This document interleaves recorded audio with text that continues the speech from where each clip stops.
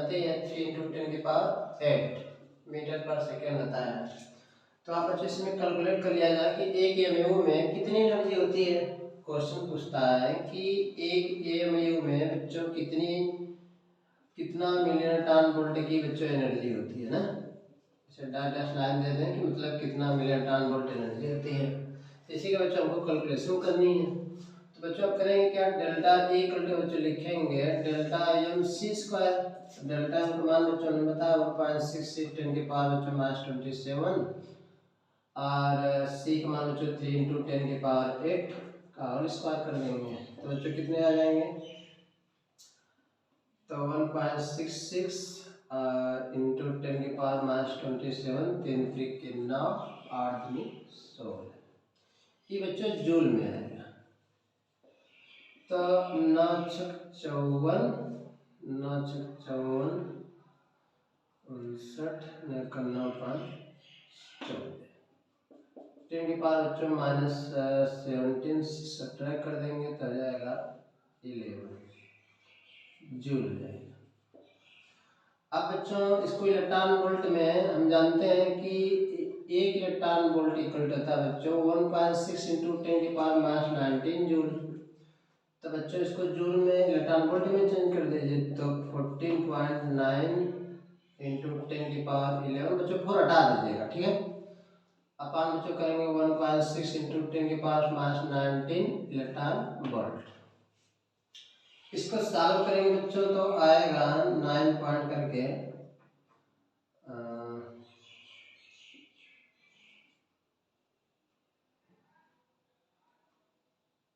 Into 10 बच्चों आएगा 9 11 17 हुआ कितना आ जाएगा 8 इलेक्ट्रॉन वोल्ट। तो दो हम बच्चों इसको इधर और ले जाएंगे तो 931 पॉइंट कुछ भी आएगा, इसको हटा देंगे तो 10 बच्चों हो जाएगा 6 इलेक्ट्रॉन वोल्ट। तो बच्चों आप जानते हैं कि 1 इलेक्ट्रॉन वोल्ट एक मिलियन इलेक्ट्रॉन वोल्ट इक्वल होता है 10⁻6 इलेक्ट्रॉन वोल्ट। तो बच्चों 1 इलेक्ट्रॉन वोल्ट में कितने इलेक्ट्रॉन वोल्ट हो जाएंगे 931 मिलियन इलेक्ट्रॉन वोल्ट। हेंस करके लिख सकते हैं बच्चों, हेंस करके कि 1 AMU इक्वल टू बच्चों जाएगा 931 931 मिलियन इलेक्ट्रॉन वोल्ट। 1 AMU में बच्चों इतनी एनर्जी इक्विवेलेंट होती है। तो बच्चों नोट कर लीजिए इसको। तो मास डिफेक्ट देख लेते हैं इसके बाद, और बर्निंग एनर्जी क्या होती है उसको भी देख लेते हैं ना। तो इसको हटाते हैं बच्चों, नोट कर लीजिए इसको उधर।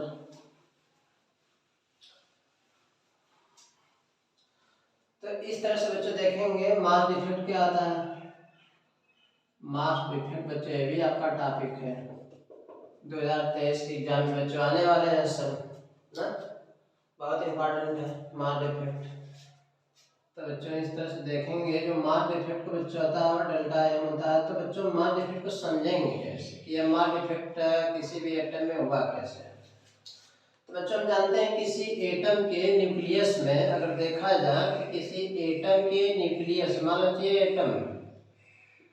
एटम का यह न्यूक्लियस है जिसमें प्रोटॉन और न्यूट्रॉन, तो इसका बच्चों जो रियल मास होता है, रियल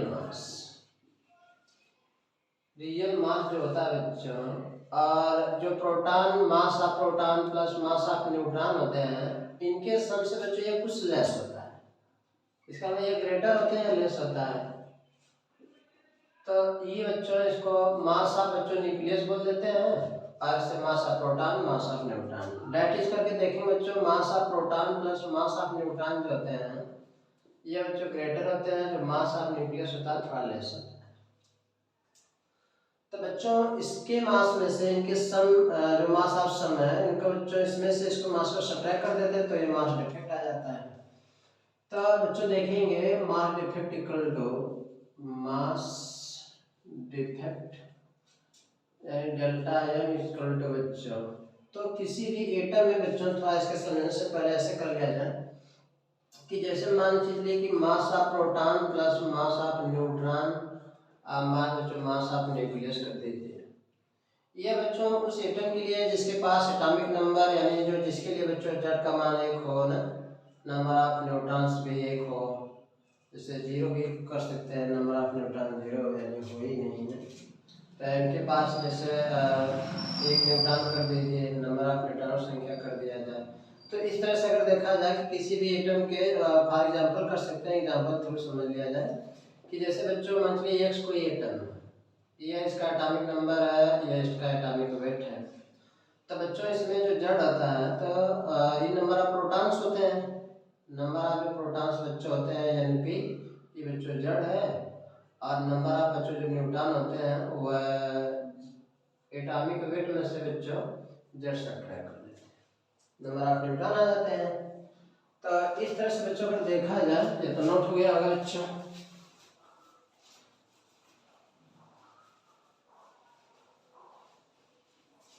तो बच्चों मास डिफेक्ट में देखेंगे कि जो डेल्टा एम आएगा वो बच्चों एटॉमिक नंबर Z करेंगे, मास ऑफ प्रोटॉन करेंगे प्लस ना A माइनस Z कर देंगे, इसके बाद बच्चों मास ऑफ न्यूट्रॉन कर देंगे, बाद ब्रैकेट लगा देंगे, ऐसे करके सब्ट्रैक्ट कर देंगे न्यूक्लियस के मास को। तो इस तरह से बच्चों आपको ये मास डिफेक्ट आ जाता है। तो बच्चों इसमें बॉन्डिंग एनर्जी पर न्यूक्लियन अगर पूछा रहता है तो इसको निकालने के लिए बच्चों बॉन्डिंग एनर्जी पर न्यूक्लियन, तो बच्चों इसके लिए क्या करेंगे, जो binding energy E binding energy बच्चों होता है डेल्टा एम सी स्क्वायर। तो बच्चों करते क्या है कि जो रिड्यूस मास आता है बच्चों, जो इसको 321 मिलियन टन वोल्ट से बच्चों मल्टीप्लाई कर सकते हैं डायरेक्ट। तो डेल्टा हम बच्चों निकाल के यहाँ चिपका दीजिएगा तो बाइंडिंग एनर्जी आ जाएगी। तो बच्चों जब बाइंडिंग एनर्जी आ जाती है, तो जो बाइंडिंग एनर्जी आती है बच्चों, अगर इसी में पूछता है बाइंडिंग एनर्जी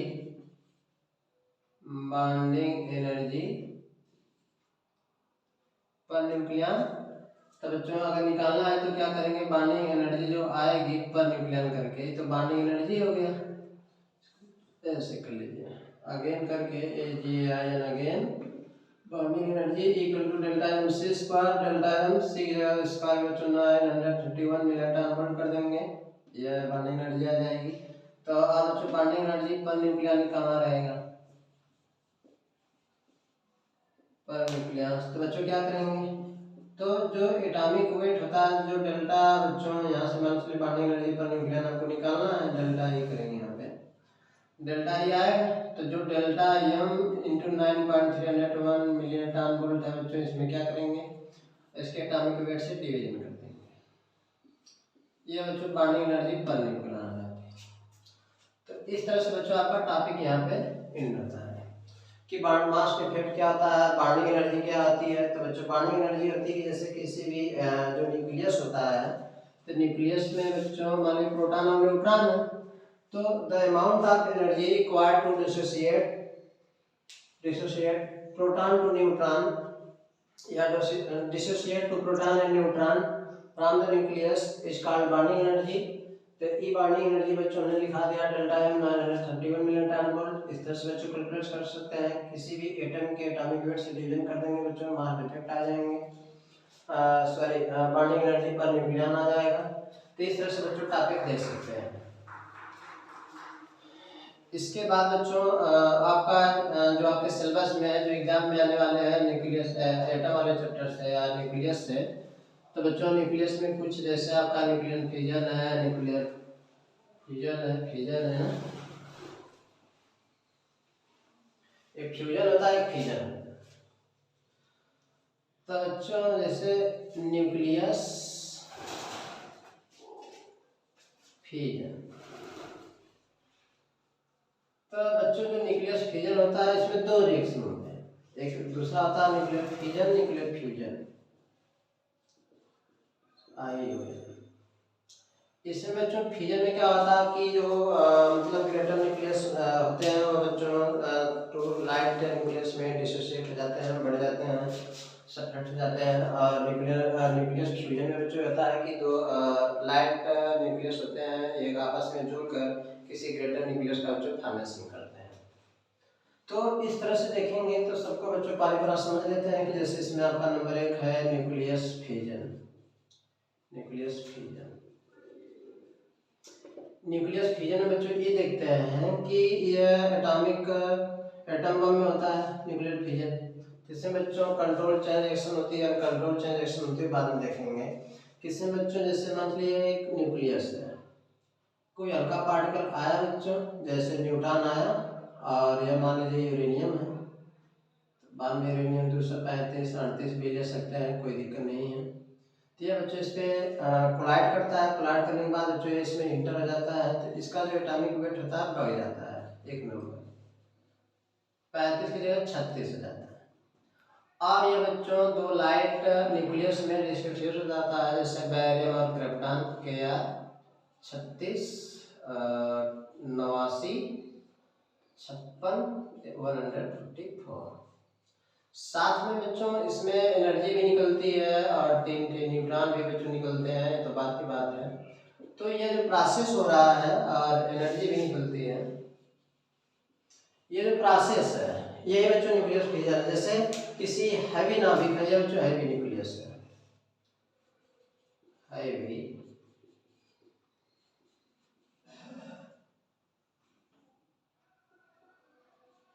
हैवी न्यूक्लियस में बच्चों एक स्मॉल जैसे न्यूट्रॉन है, इसका जो हमने बच्चों कंपार्टमेंट किया, बम्बार्डमेंट किया तो इसमें इंटर कर गया। इंटर करने के बाद बच्चों 92 यूरेनियम 235 से बच्चों 92 यूरेनियम 136 हो गया। फिर बच्चों यह तो लाइट न्यूक्लियस में बच्चों डिसोसिएट होता है पहले नंबर क्रिप्टॉन में, साथ में बच्चों 3 न्यूट्रॉन को बच्चों इमिट करता है और एनर्जी भी को भी प्रोड्यूस करता है। तो बच्चों प्रोसेस जो होती है, जो फेनोमेना होता है न्यूक्लियर फिजन कहलाता है। तो न्यूक्लियर फिजन बच्चों दो तरह से होता है, यानी कि चैन होता है, एक कंट्रोल चैन रिएक्शन होता है, अनकंट्रोल चैन रिएक्शन होता है। तो न्यूक्लियर फिजन बच्चों दो टाइप्स हो गए, कौन कौन? तो दो टाइप बच्चों यहाँ लिखते हैं। इसके बच्चों दो टाइप है, न्यूक्लियस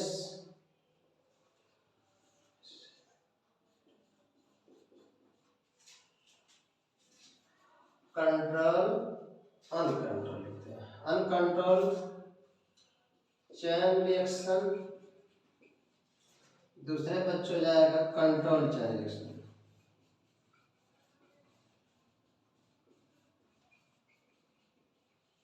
तो अनकंट्रोल चैन रिएक्शन का मतलब होता है कि इसमें बच्चों में रिएक्शन जो होते हैं वो कंट्रोल नहीं हो सकते हैं, और इसमें कंट्रोल चैन रिएक्शन में बच्चों कंट्रोल होते हैं। तो अनकंट्रोल चैन रिएक्शन बच्चों जैसे ये एटम बम में होता है,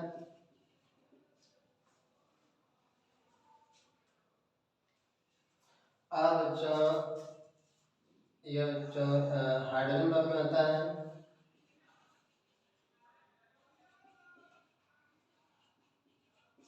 चलिए, तो अनकंट्रोल चैन रिएक्शन में बच्चों दोनों को ये समझ लेते हैं इसी रिएक्शन से। जैसे मान चलिए कि 92 यूरेनियम 200 यानी 92 यूरेनियम 235 है बच्चों, इसमें एक न्यूट्रॉन आके कोलाइड किया। कोलाइड करने के बाद बच्चों फिर यहाँ पे इसमें इंटर कर गया। इंटर करने के बाद बच्चों इसके एटॉमिक नंबर कितना हो गया? 92 यूरेनियम 136 हो गया। ये बच्चों दो लाइट एलिमेंट में जैसे क्रिप्टॉन बेरियम में डिसोसिएट हुआ। सात बच्चों 3 न्यूट्रॉन को यह प्रोड्यूस किया।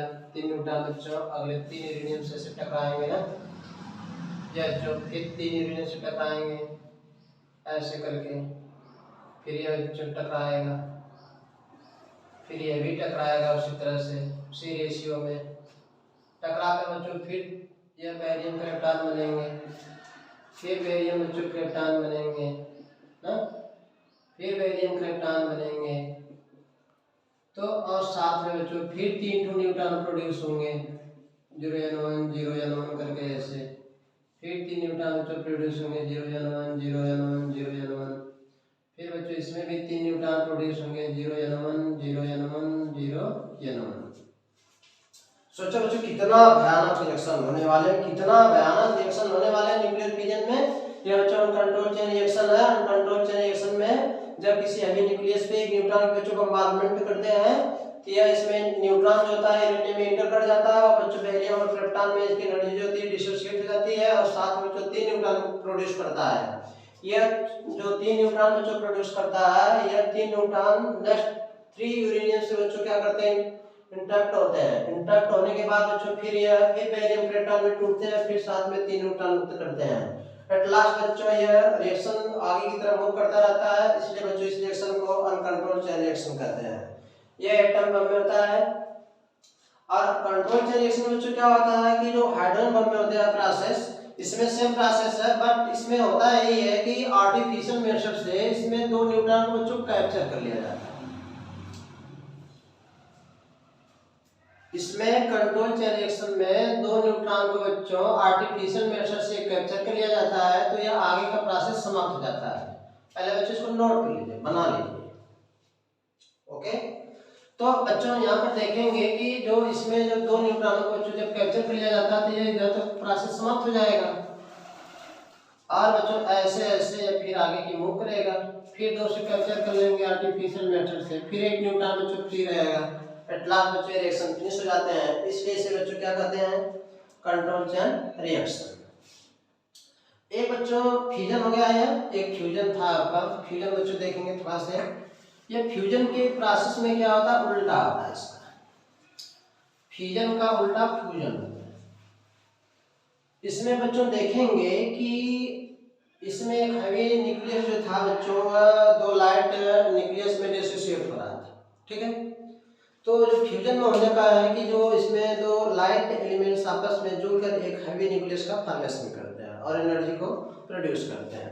जैसे बच्चों जितने स्टार हैं, सन है, इस सब में जो रिएक्शंस होते हैं न्यूक्लियर फ्यूजन के ही होते हैं, फ्यूजन के। तो न्यूक्लियर फ्यूजन के होते हैं तो इसमें बच्चों देखेंगे कि कितनी एनर्जी निकलती है। जैसे जो सन के न्यूक्लियस में जो रिएक्शन होते हैं बच्चों न्यूक्लियर फ्यूजन के होते हैं। तो न्यूक्लियर फ्यूजन के जब होते हैं तो इसमें देखते हैं कि सन रिएक्शन बच्चों, सन न्यूक्लियस रिएक्शन आप देख लें कि इतनी ऊर्जा बच्चों, सन में इतनी ही ऊर्जा बच्चों, लगभग इसके सरफेस टेम्परेचर बच्चों 6000 डिग्री सेल्सियस है और प्राचीन काल से लेकर अब तक सन चल रहा है। इसकी एनर्जी कहाँ से बच्चों आ रही है तो आज हम लोग देख सकते हैं कहाँ से आ रही है बच्चों इसकी सारी एनर्जी। इसमें बच्चों जैसे हाइड्रोजन की बात करें तो सन के न्यूक्लियस में बच्चों बहुत सारे एलिमेंट्स हैं, जिसमें से बच्चों हाइड्रोजन मेन है, प्रमुख है। इसमें देखते हैं जैसे हाइड्रोजन का एटम होता है, हाइड्रोजन एटम जो ये होता है बच्चों, इसके 3 आइसोटोप्स होते हैं।